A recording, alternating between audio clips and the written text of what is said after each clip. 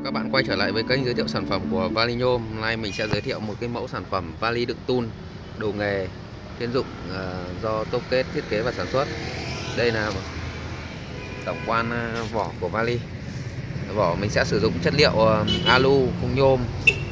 Mặt lắp của vali mình sẽ in thông tin các cái sản phẩm để bên trong. Đây có phần lắp và phần đáy, các cái dụng cụ tun ghi theo số thứ tự này để cho người sử dụng rất dễ kiểm tra. Khóa sử dụng là khóa số, hai bên khóa số. Ở đây là tên của công ty.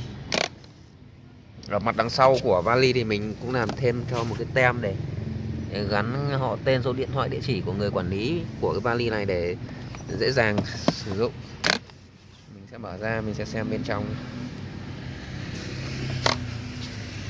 Bên trong vali đây, đây phần đáy này, ở phần đáy này, phần nắp này.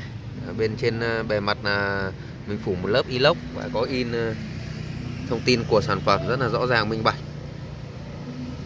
Inox này là inox 304, bám bụi, chống xước, chống oxy hóa rất là tốt và bền. Các cái chi tiết này được thiết kế giữ chặt bằng các cái form bút Eva rất là chắc chắn. Này mình cái đồ gần như là đậy nắp là không bị rơi đồ, không bị rơi đồ nào. Đây, các cái lấy ra cũng khá là dễ. Đây là con dao mà mình sẽ lấy ra cho bạn xem, cũng rất là dễ, đút vào cũng rất là tiện, cần một tay mình có thể đút vào được rồi. Đây, cờ lê này. Okay. Đây là mẫu sản phẩm mới của Valinhôm sản xuất.